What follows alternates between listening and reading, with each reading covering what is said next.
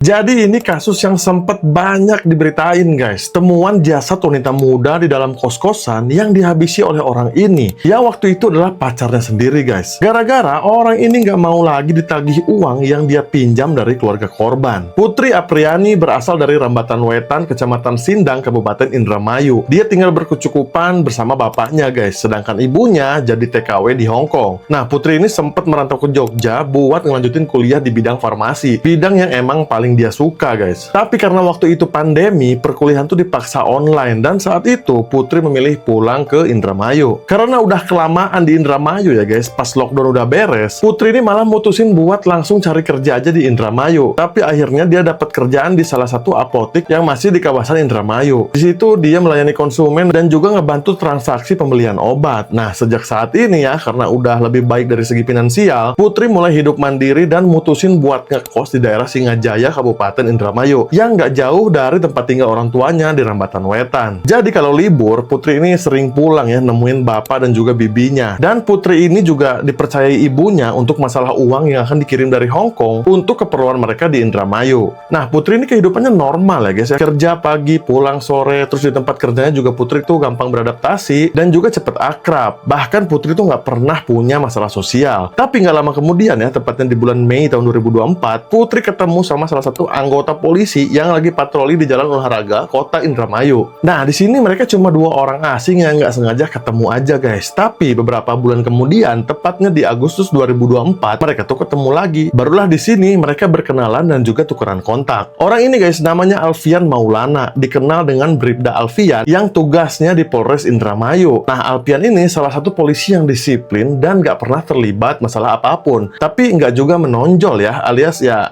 udah gitu polisi pada umumnya. Karena mereka yang semakin deket guys dan sering chattingan sampai keduanya tuh sama-sama suka. Akhirnya Putri sama Alfian ini mulai mutusin buat pacaran. Nah pas udah pacaran guys, Alfian ini sering datang ke kosan Putri. Dan setelah beberapa bulan pacaran, saat itu di tahun 2025, Alfian tuh sampai sering nginep dan bawa bajunya buat disimpan di kosan Putri. Karena hubungan yang intens ya dan terlihat adanya keseriusan, barulah Putri ini cerita ke bibinya.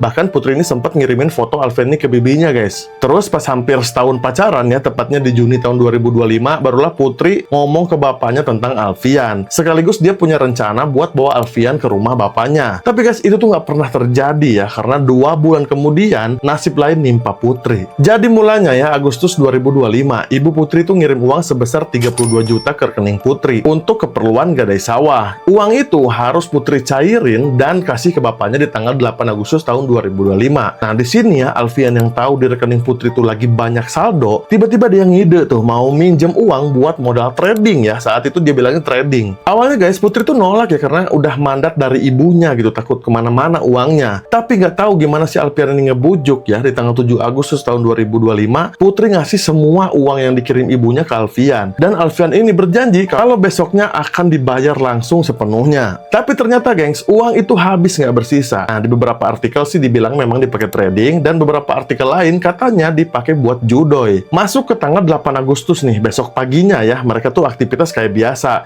Nah, dari kantornya, Putri ini ngubungi Alfian dan minta uangnya segera dikirim. Karena rencananya gini, Putri habis pulang kerja, dia mau ke ATM buat nyairin uangnya dan besoknya bakal dikasih ke bapaknya. Di sisi lain ya, karena uangnya udah habis, Alfian ini semakin bingung dan panik guys. Dia sempat ngehubungin temennya Putri tuh yang berinisial R untuk minjem nama si R ini dan narik pinjaman tunai. Tapi guys, karena nominalnya terlalu besar ya, jadi si R ini nggak bisa bantu apa-apa. Nah, di situ Alfian langsung geser ya, minta bantuan ke teman sesama polisinya yang berinisial M dengan alasan dia tuh kalah trading. M yang kasihan, dia langsung minjam ke operasi Polres Indramayu dan ngasih uang 25 juta buat ngurangin bebannya si Alfian ini. Jadi hari itu harusnya tinggal nyari sisanya ya, biar terkumpul lagi 32 juta. Tapi guys, entah sekuat apa daya tarik trading ini ya, uang 25 juta yang Alfian pegang dia putar lagi dan hasilnya sama aja guys, semuanya hilang. Udah pasti karena ini ya, Alfian tuh semakin keringat dingin ya karena panik dan juga bingung. Nah, di jam setengah 5 sore, Alfian tuh pulang duluan ke kosan. Katanya sih ya, di perjalanan tuh Alfian sempat mampir ke warung buat beli racun tikus yang rencananya bakal dia minum karena putus asa. Tapi guys, katanya udah 3 warung yang didatengin, racunnya malah nggak ada. Jadinya Alfian tuh mutusin buat pergi ke DIY yang ada di Mall Indramayu untuk membeli tali dan 1 pisau yang rencananya sama ya untuk berpindah alam. Nah, pas nyampe kosan, Alfian tuh mulai resah lagi nih karena Putri terus nagih uang ibunya. Akhirnya akhirnya